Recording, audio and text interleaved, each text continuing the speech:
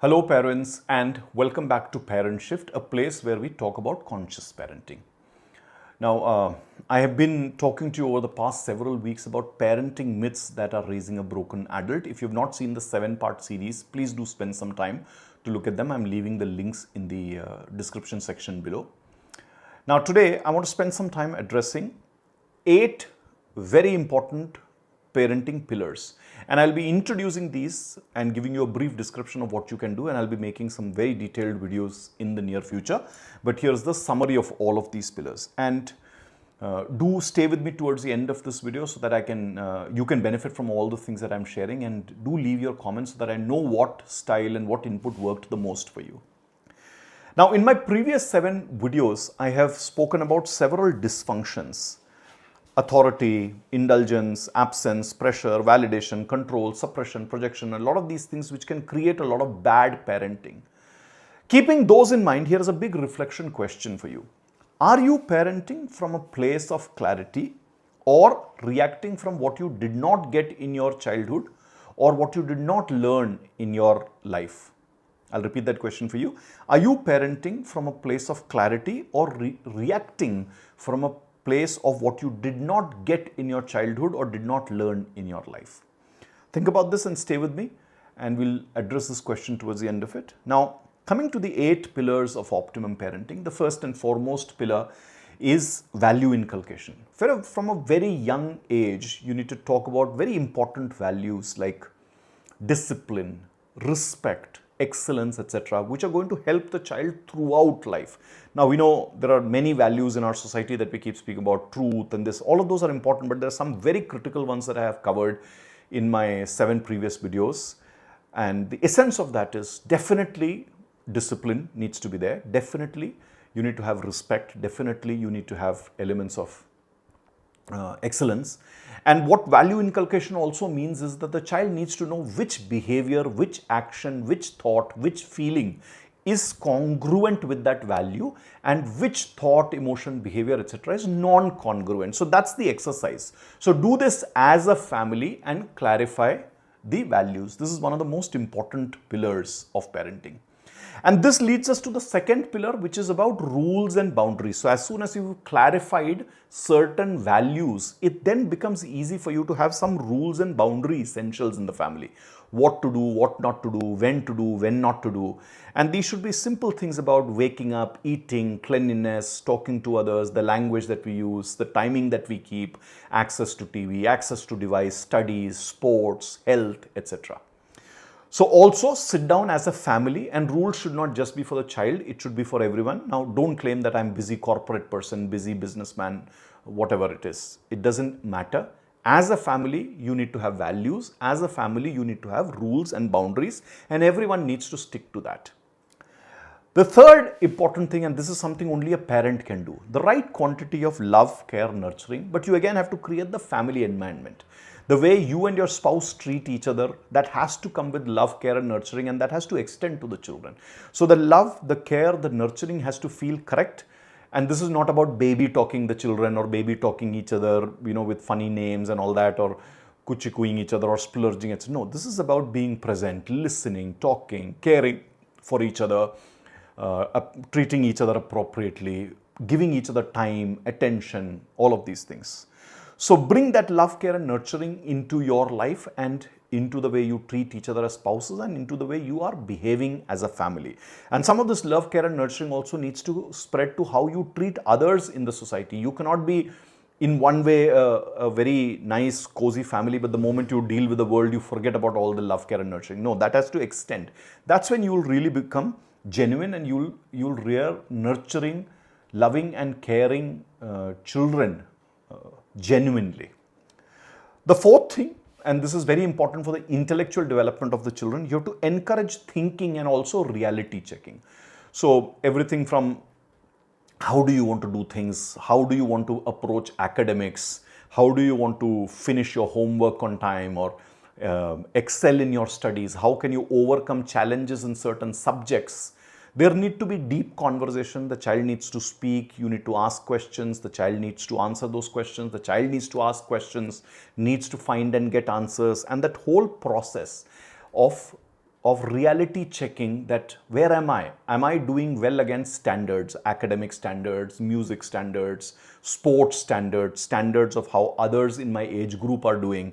So all emotional and intellectual development has to be regulated with the thinking, and there needs to be a reality check in life, including feedback from teachers, tutors, mentors, etc., or support groups. This needs to be inculcated. This is very important in a child's life. The next thing that you need to bring, and this is about the child, you need to bring the child to accountability and internal discipline. This means things like waking up on its own, finishing its food on time, doing certain things. Yes, once in a while you can pamper the child by waking up, feeding the child, etc. But most of those occasions, you need to have that accountability for the child to finish things. It has to be able to follow instructions. It has to get what it is asked to do. It has to do those things on time, in the right essence, with the right spirit, etc. Bring things to closure, like start a storybook, but finish it.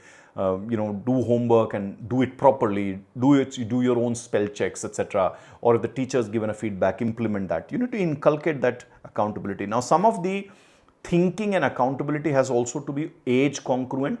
At a 5 to 8 years, there has to be more simplistic things. 8 to 12, it starts becoming a little bit more complex.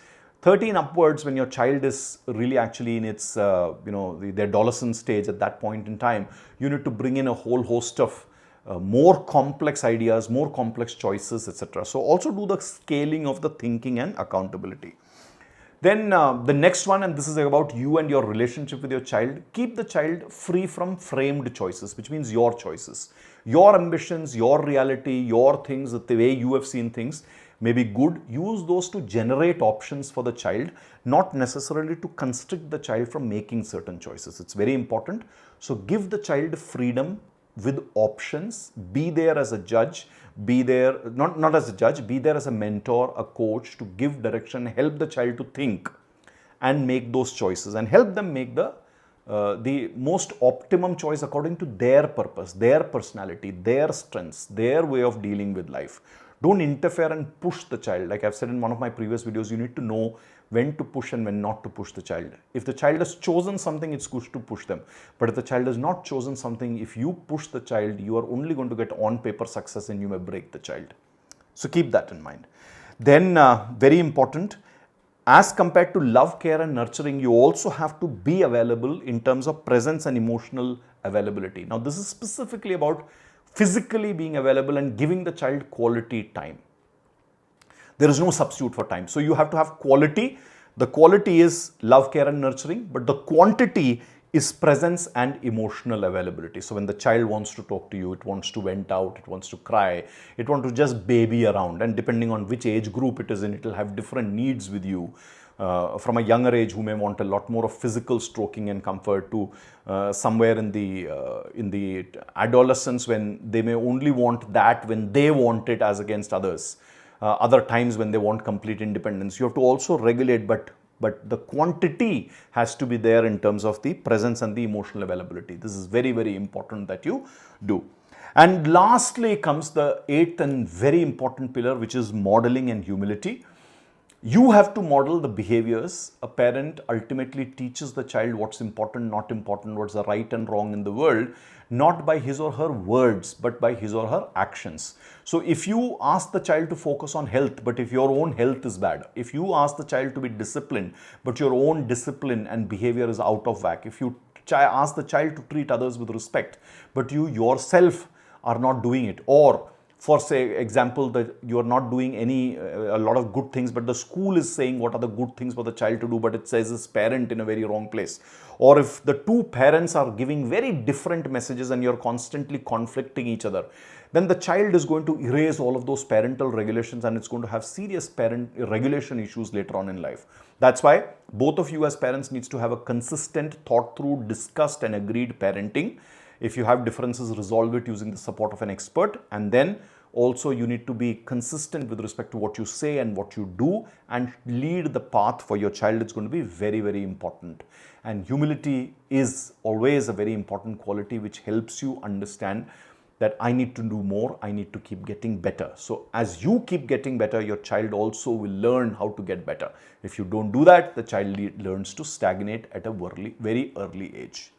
So hope these 8 pillars are clear to you, and like I said, I will be making a lot more of detailed videos later on, but for now, use these as a good reference point for yourself to research, learn, understand, and work with these on your own parenting style. Now, I'd begin by asking this question that as a parent, are you coming from a place of clarity, or are you reacting from what you did not get in your childhood or did not learn in your life? For most of us, and I keep saying this, that we parent from our own scripts, our own decisions from life. And many of these decisions are very early in life. You got mistreated, you want to splurge on your child. You did not get certain things, you want to splurge on your child. You got a lot and you found that it wasn't meaningful, though you want to be very controlling. You are very achieving, you want your child also to achieve, and so many other such things which are happening.